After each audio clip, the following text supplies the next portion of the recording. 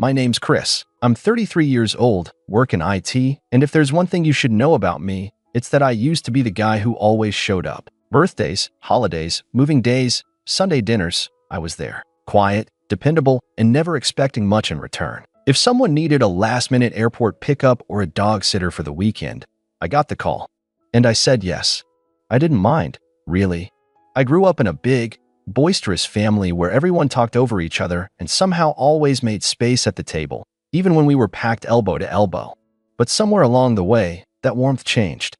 Or maybe it was never there for me, and I was too wrapped up in nostalgia to notice. The shift wasn't sudden, it was death by 1,000 cuts.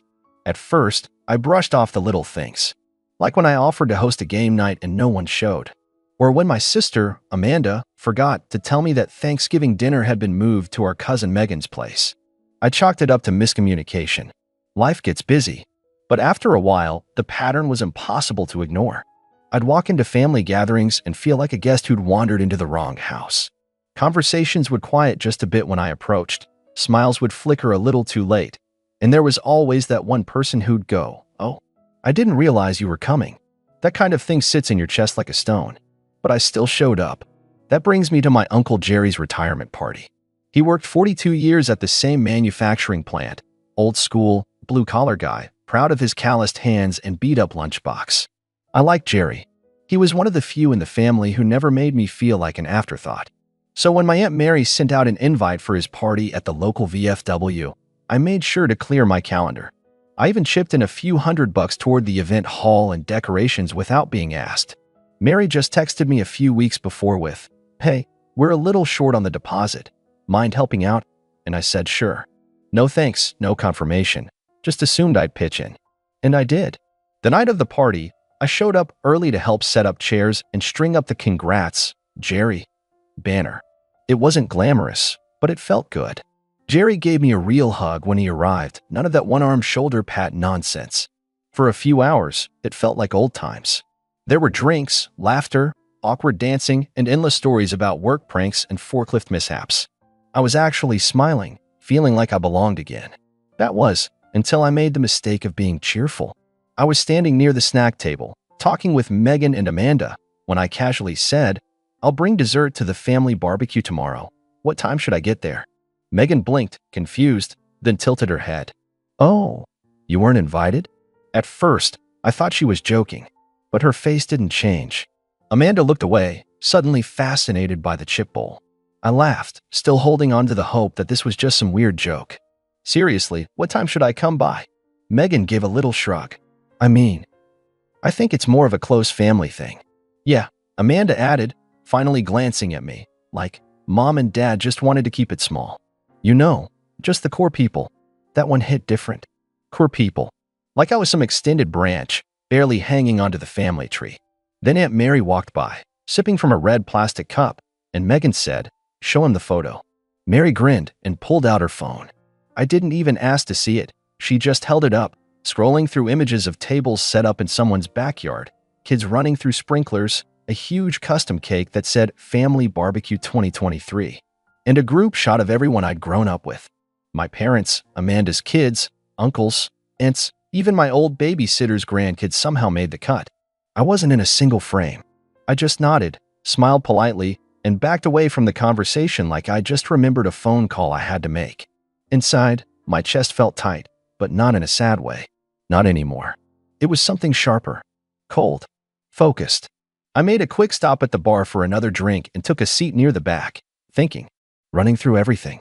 Every ride I'd given, every check I'd written, every time I'd made excuses for them. For years, I'd been the family's quiet safety net. The extra wallet. The extra hand. The guy who would never rock the boat. And the kicker? That barbecue tomorrow?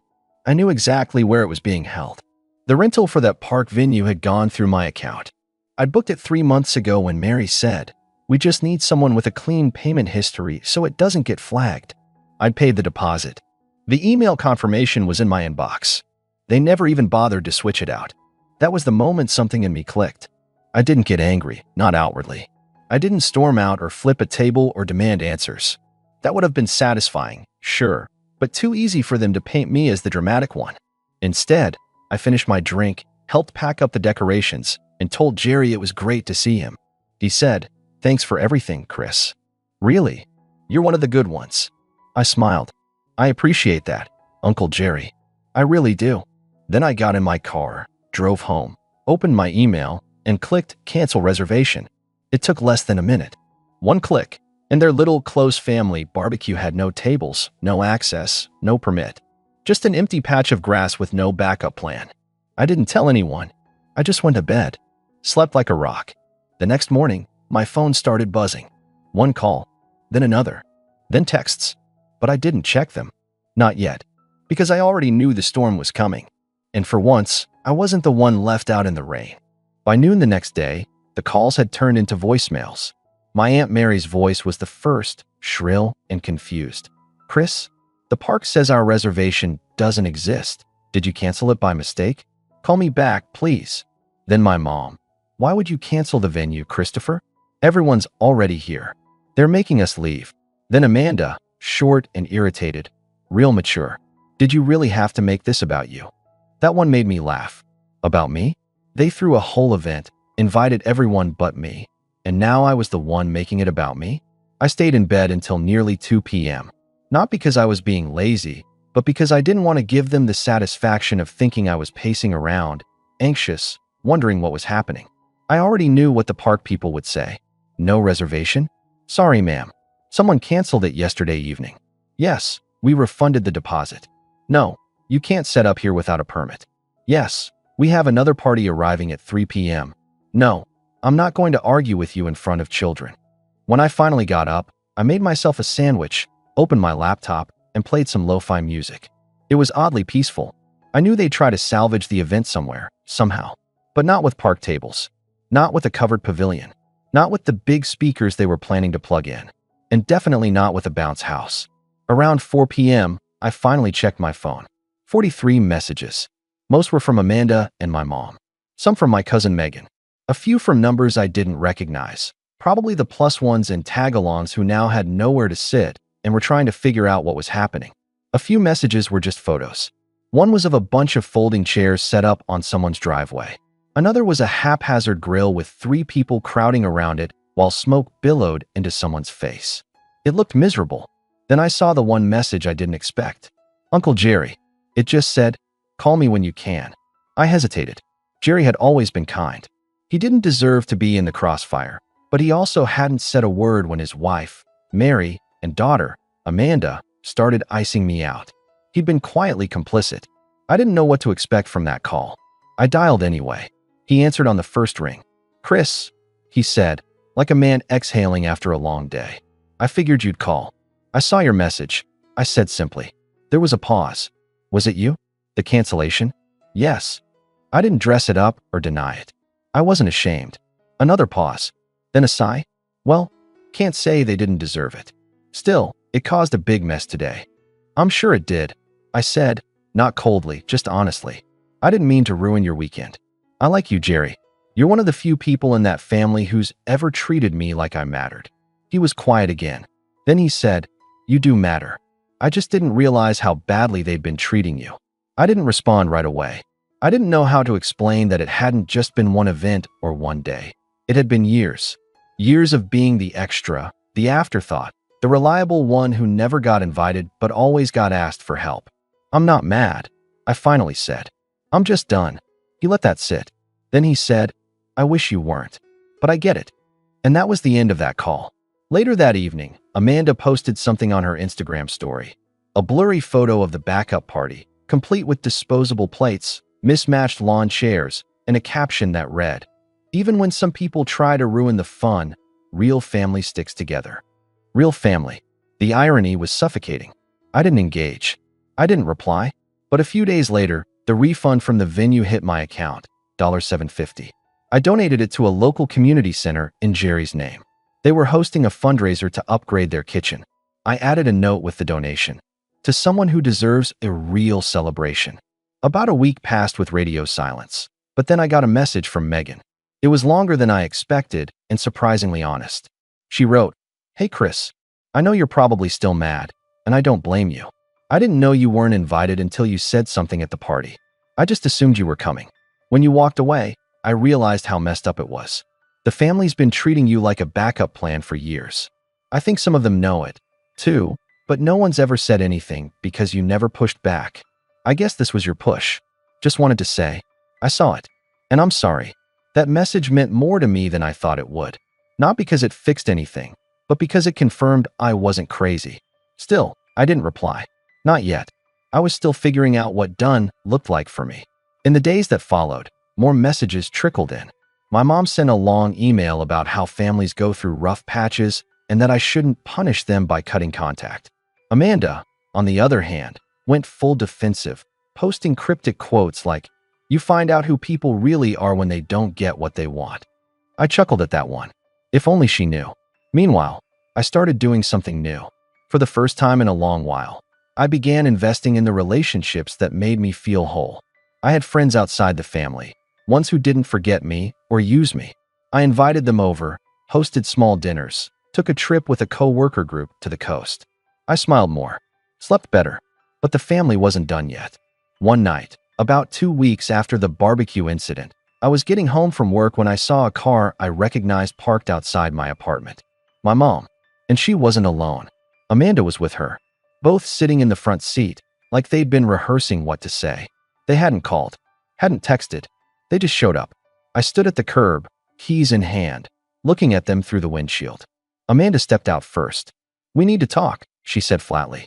"You can't just ghost your family because of one mistake." I raised an eyebrow. "One mistake?" My mom climbed out next. "We didn't mean to hurt you, sweetheart. But canceling the park and ruining everything wasn't the answer. You made everyone uncomfortable." I crossed my arms. "Uncomfortable? That's rich. I've been uncomfortable at your events for years. But that wasn't a problem until I stopped funding them." Amanda rolled her eyes. "This is getting ridiculous. Just admit you overreacted and come back to the group." I tilted my head, the corner of my mouth twitching into a dry smile. That's when I said it. "You want me back in the group? Then let's start with an apology. Not a fake one. A real one.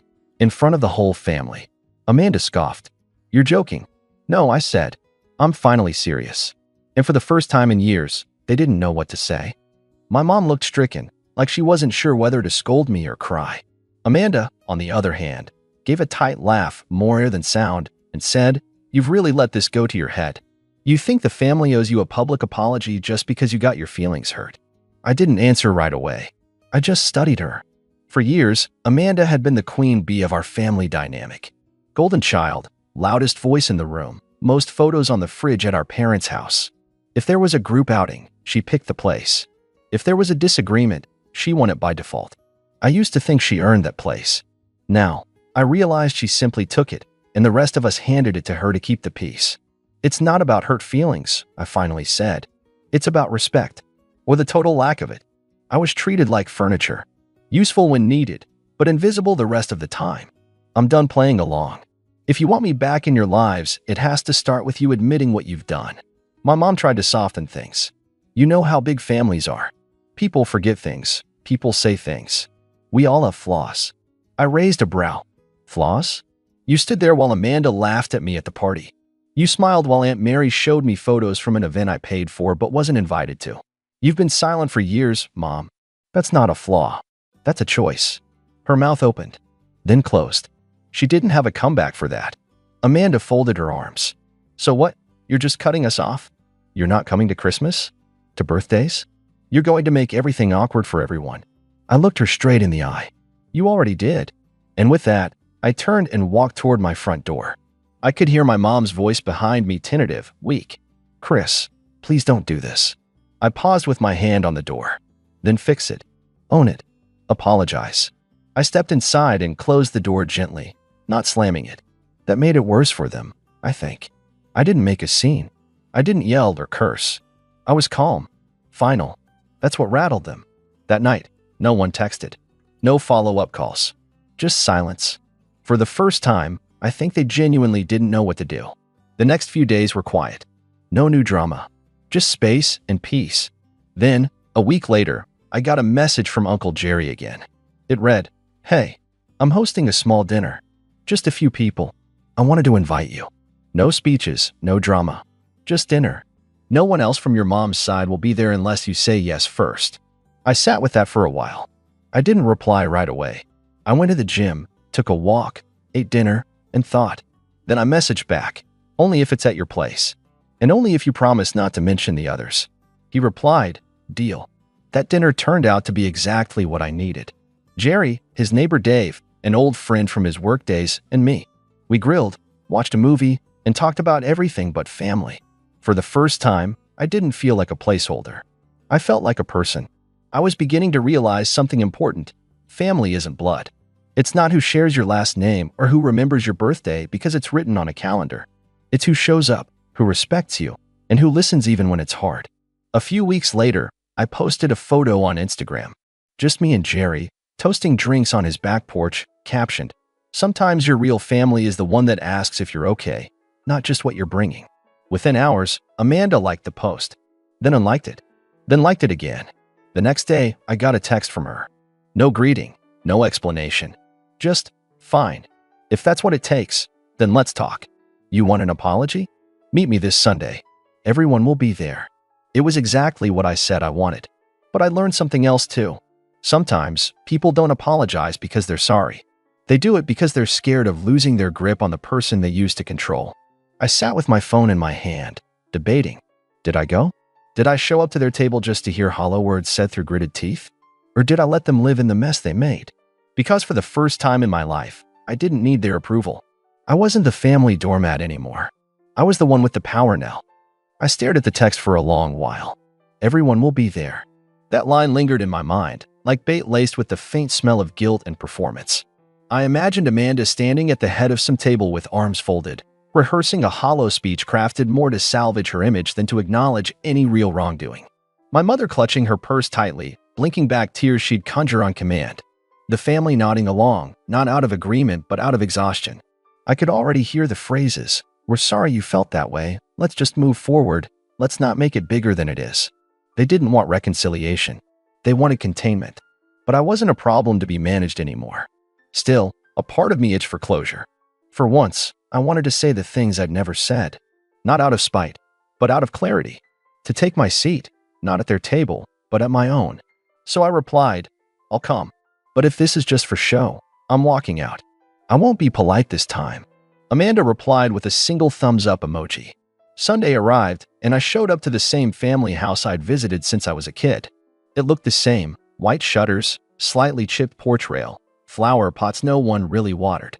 But everything felt smaller now, like someone had turned down the volume on nostalgia. As I walked up the front steps, the door opened before I even knocked.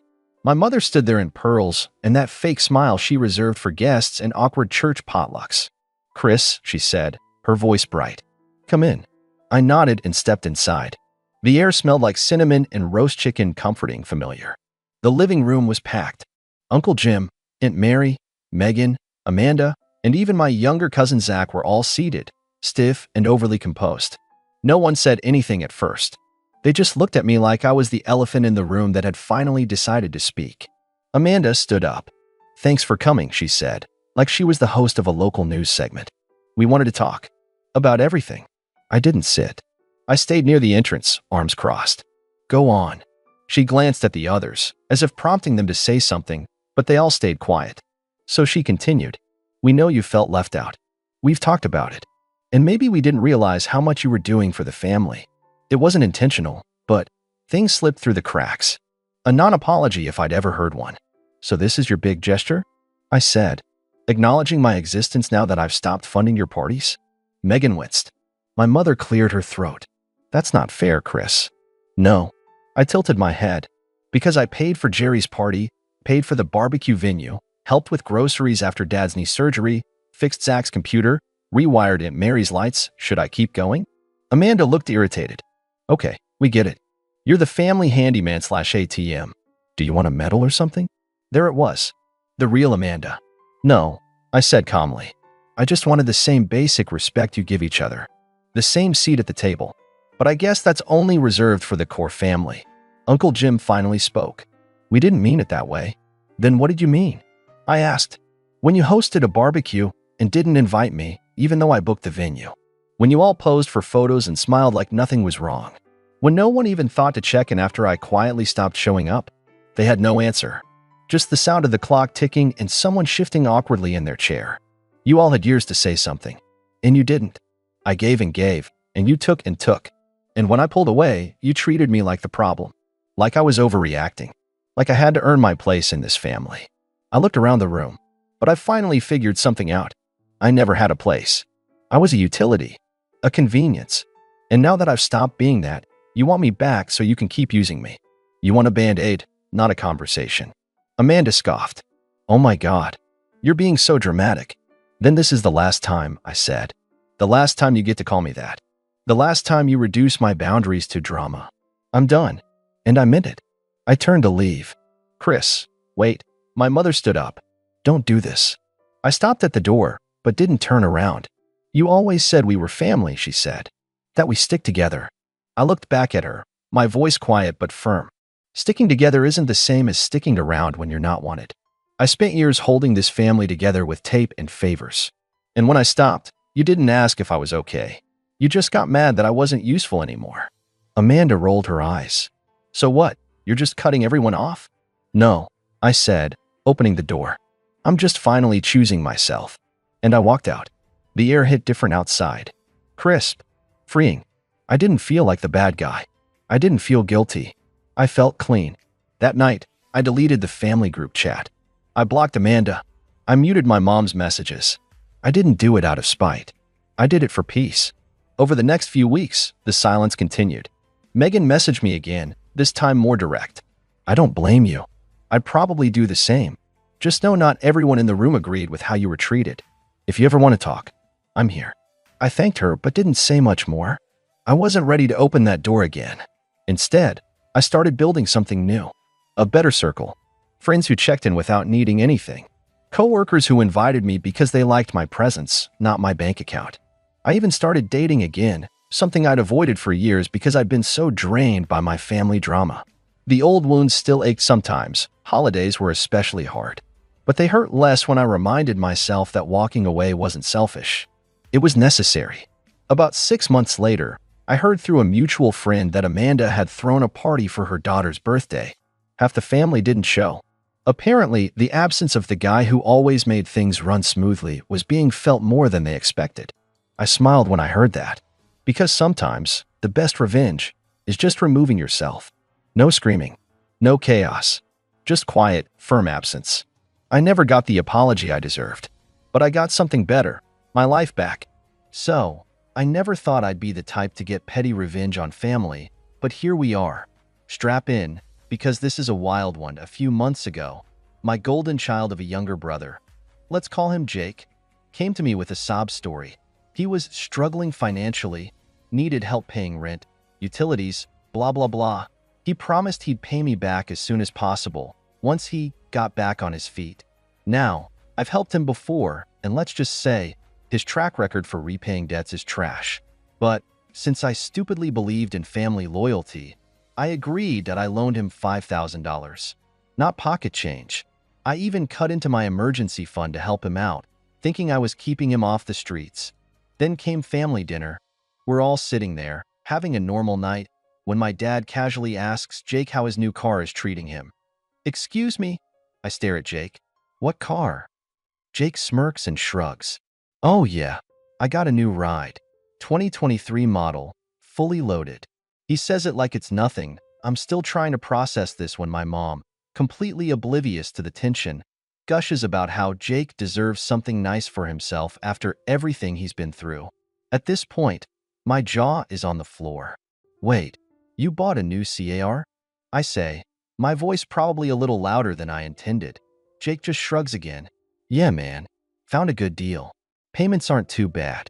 Needed an upgrade. I blink. With what money, Jake? He has the audacity to smirk at me and say, well, technically, I used the money you lent me. But don't worry, I'll pay you back eventually. I think my brain short-circuited. You spent my loan on a new car. The table goes silent. My parents look uncomfortable. My mom gives me this, don't start drama look. My dad sighs like I'm the one being difficult. Then my mom, bless her tone-deaf soul, actually says, honey, You shouldn't have given him money if you weren't okay with how he spent it. What the absolute hell did I look at Jake, who was just sitting there, looking so damn smug, eating his food like this is all hilarious. I can feel the rage bubbling up. Then Jake, probably feeling invincible at this point, laughs and says, I mean, come on, you've got a stable job. 5 grand isn't a big deal to you. Yo. Oh, okay. Now it's Ward. I don't say another word for the rest of dinner. But in my head, I'm already planning my revenge. See, Jake might be an entitled little brat, but he's also stupid. He bought the car on a loan that he hasn't even made the first payment on yet. And, as it turns out, I have a way to make sure he regrets every smug little word that came out of his mouth. After that family dinner, I went home absolutely fuming. I felt like an idiot for trusting Jake, and I felt even worse knowing my parents were just letting him get away with it. But instead of blowing up, I decided to be patient. I wasn't just going to yell at him. I was going to make him regret every smug little word that came out of his mouth. First, I needed to figure out how he even got the car. Jake was terrible with money. He was always late on rent, dodging payments, borrowing from anyone who would lend to him. There was no way he had magically saved up enough to buy a brand new car. So I started digging. I knew he had taken out a loan. There was no way a dealership would let him drive off the lot otherwise. But Jake's credit was awful. So how did he get approved? Then it hit me. Jake wasn't smart enough to figure out complicated financial workarounds, which meant he had to have a co-signer. And there was really only one person dumb enough to do that for him: our dad. Now, my dad has always had a soft spot for Jake. I could work my ass off, be responsible, save my money, and it wouldn't matter. Jake could mess up over and over again, and my parents would still bail him out. It wasn't even surprising anymore. But what was surprising was how careless Dad had been. Because by co-signing that loan, he wasn't just vouching for Jake. He was on the hook for it. If Jake missed even one payment, the bank would come after Dad next. And that's when I knew exactly how I was going to get my money back. I waited 2 weeks. I didn't mention the loan. I didn't mention the car. I didn't even bring up money at all. I wanted Jake to feel safe, to think I had just given up and moved on. And then, just as he was getting comfortable, I started making my moves. First, I made a call to the bank. I wasn't stupid enough to do anything illegal, but I did ask some very pointed questions about what happens when a co-signer realizes they've made a mistake. I might have accidentally let it slip that Jake had a history of financial irresponsibility, and I might have mentioned that he had a tendency to blow through large amounts of cash. Banks don't like hearing things like that. I could practically hear the concern in the loan officer's voice. They told me they'd be reviewing his account. Then, I decided to take things a step further. Jake wasn't exactly careful with his personal information. He had a bad habit of using the same passwords for everything, and let's just say I knew a lot more about his accounts than he probably realized. I didn't steal anything. I wasn't that reckless, but I did make a few adjustments. His car insurance?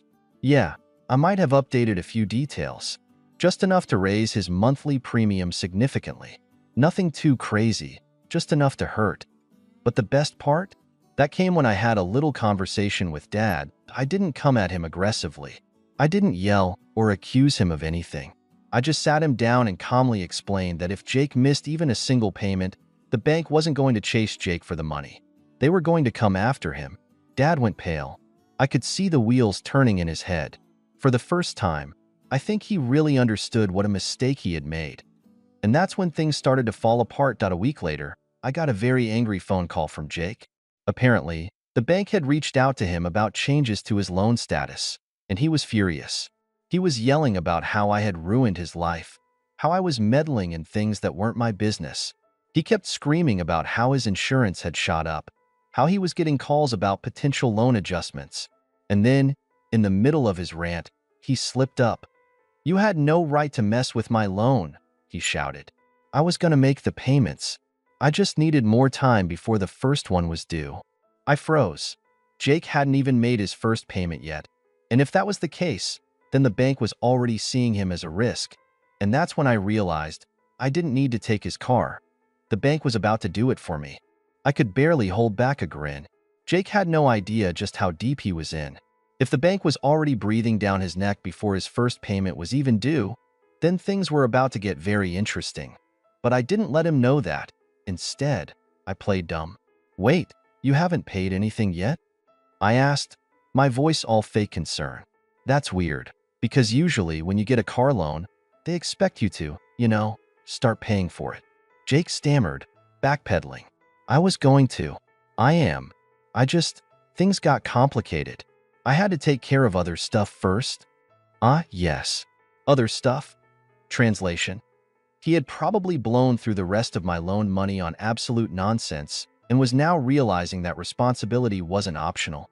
But here's the thing about banks. They don't care about excuses. They don't care if you're gonna pay. They care about results. And right now, Jake had none. And neither did Dad. Because not even an hour later, I got another phone call. This time, from my father. What the hell did you do? His voice was tight, furious. The bank just called me. They're saying there's a problem with Jake's loan. They're asking if I want to. He cut himself off, like he couldn't even bring himself to say it. I leaned back in my chair, feigning ignorance. A problem? Huh. That's weird. Dad wasn't in the mood for games. Don't. I know you had something to do with this. You've been holding a grudge ever since that stupid dinner. Oh, so now I was holding a grudge? I let out a slow breath, keeping my voice calm. I don't know what you're talking about. I just think it's interesting that you'd co-sign a loan for someone with Jake's track record. Really makes you liable for his mistakes, doesn't it? Silence, then. The sound of Dad inhaling sharply through his nose. Fix it. I let out a short laugh. Fix it? Me? Dad, I'm not the one who got into a financial mess. You are. That's not how this works, he snapped. You don't screw over your family. I felt my stomach twist, not with guilt, but with pure rage. Because wasn't that rich? I didn't screw over my family. Me? The one who had been lied to, used, and tossed aside the second it was convenient. I clenched my jaw, my patience razor thin. No, Dad. Jake screwed over his family. He screwed over me. I was trying to help, and he threw it back in my face. You want someone to be mad at? Look at him. Dad started to argue, but I didn't have the energy for it. I ended the call. And that's when the real fallout began. 3 days later, Jake called me again. This time, his voice was different. He wasn't just mad. He was desperate. The bank, they're saying they might take the car, he stammered. They're telling me I need to make an immediate payment or, I could hear it in his voice. Panic. I smiled. It made me want to laugh, but I didn't. I just let the silence drag on for a moment, enjoying the fact that he was finally facing the consequences of his actions. You should have thought about this before you bought a car you couldn't afford, I said, my voice cool and calm. Before you took money from me that you never planned on paying back. Jake's breath hitched. Look, I didn't mean for it to go this far.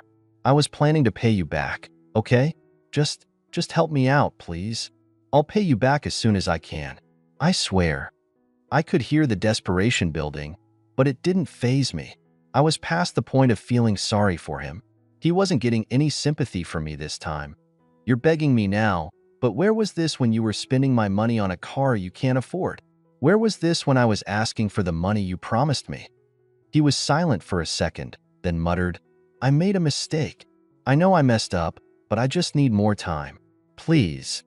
I leaned back in my chair, smirking to myself. More time, huh? Funny how that works.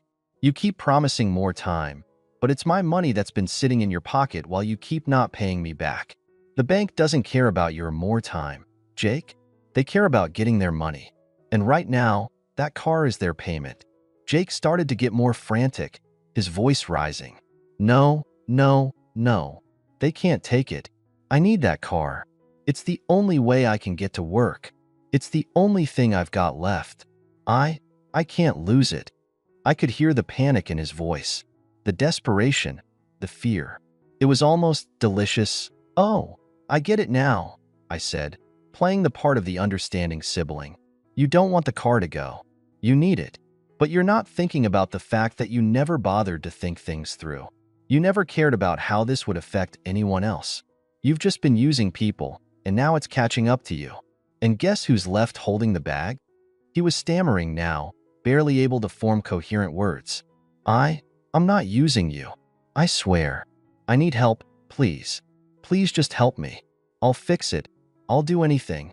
Just don't let them take it. I paused. For a moment, I almost felt bad for him. Almost.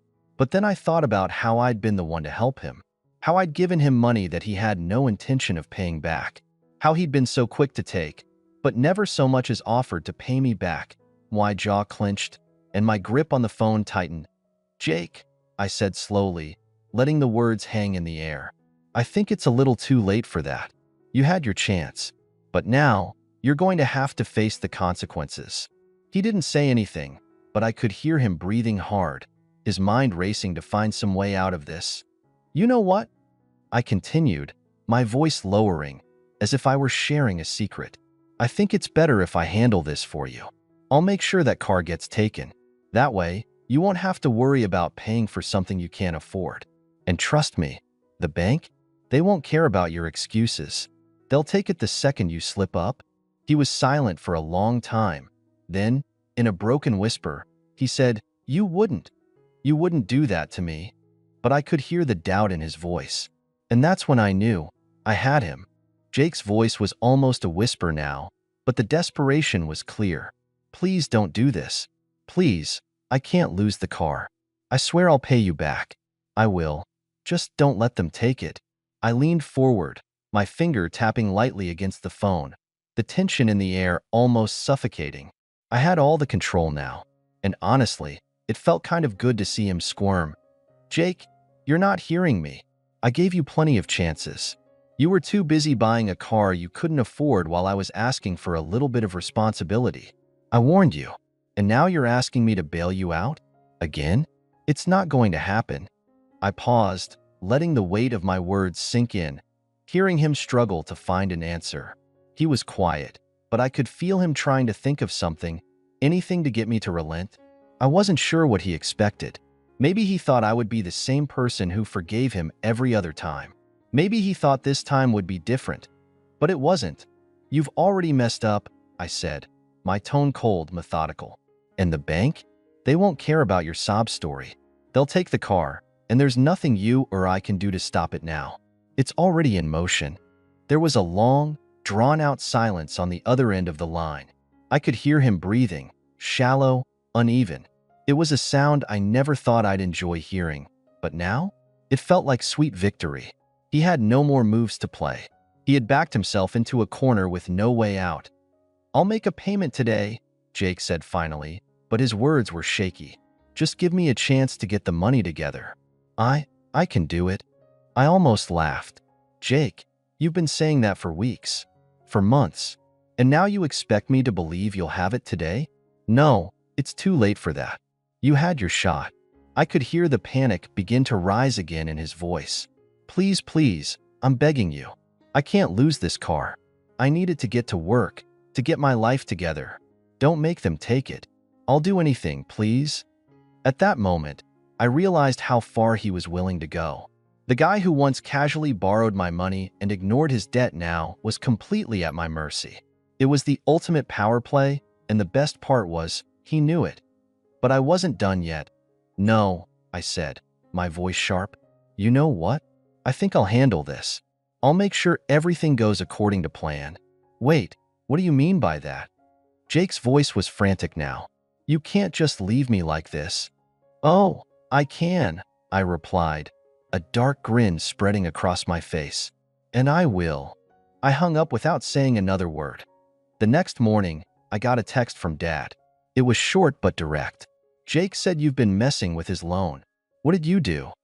I smirked at the message but didn't reply immediately. I was already setting things in motion. There was a plan in place now, one that would make sure Jake would never pull something like this again. And this time, I wasn't going to stop until I saw it through. The way I saw it, this wasn't just about the money anymore. It was about teaching him a lesson he wouldn't forget. I didn't care if I had to make a few uncomfortable moves to do it. I was done being the one who bailed him out, and I wasn't about to let him get away with it again. I didn't respond to Dad's text.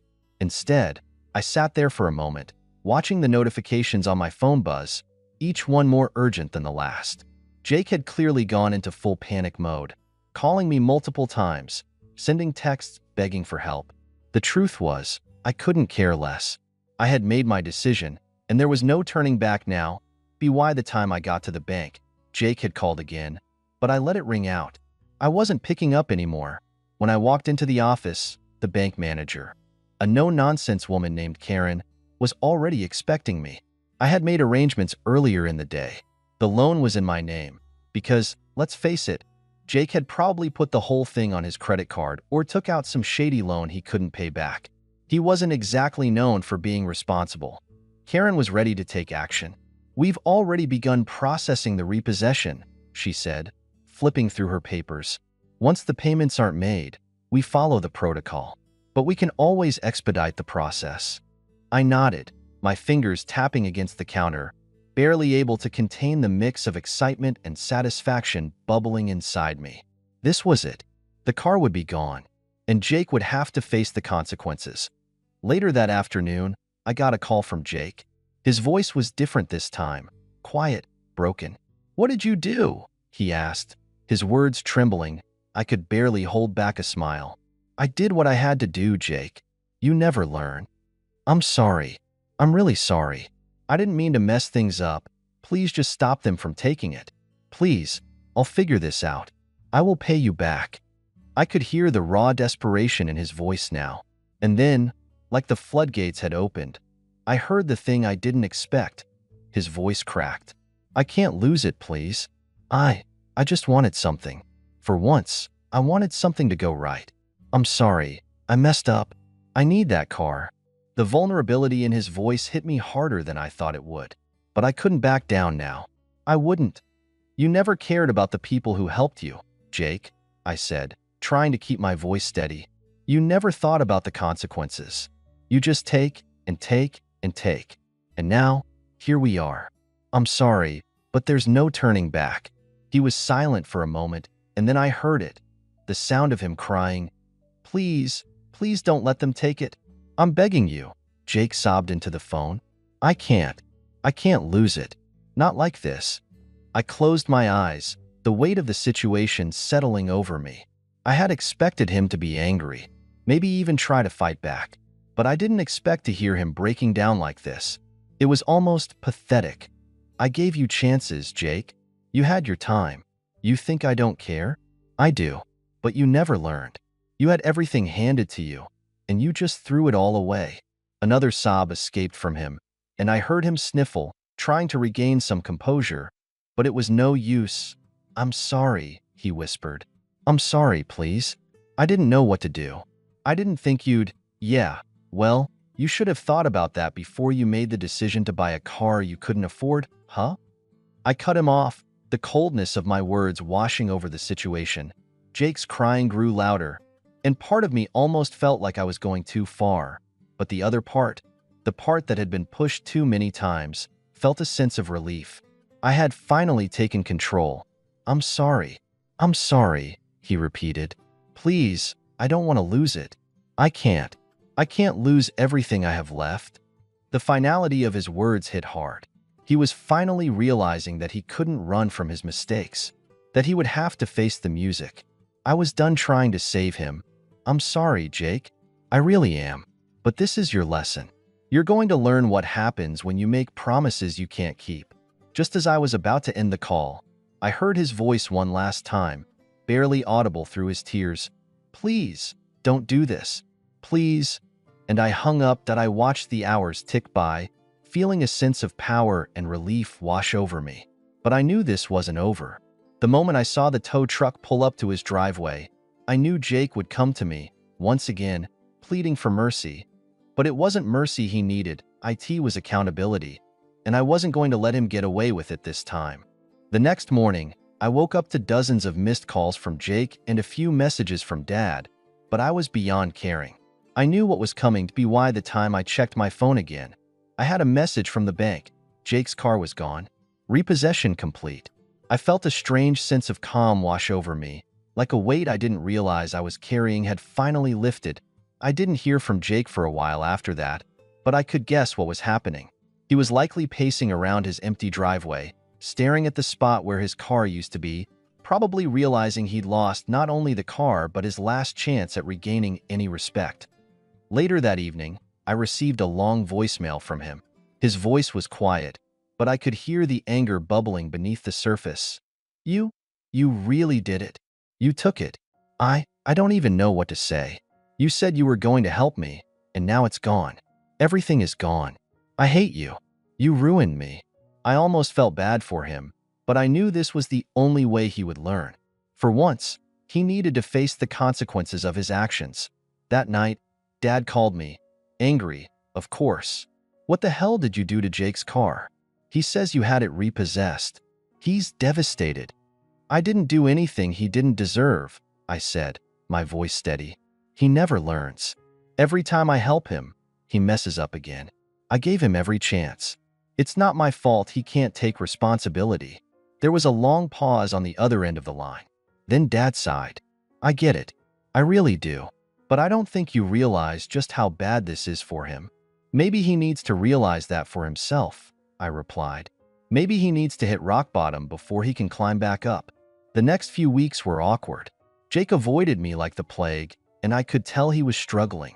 He finally came to me one day, looking defeated, his eyes red from crying. I get it now, he whispered, his voice small. I should have listened to you. I'm sorry. I really am. And just like that, I saw the change in him. Maybe it took losing everything to get him to realize what I had been trying to teach him all along. I didn't give him any money this time, but I could see that he was learning. Slowly. Sometimes, revenge doesn't come in the form of getting back at someone. Sometimes, it's about making them realize their own mistakes and forcing them to take responsibility. And for once, I felt like I had done just that. What do you all think? Was I too harsh, or did Jake finally get what he deserved? Let me know your thoughts in the comments.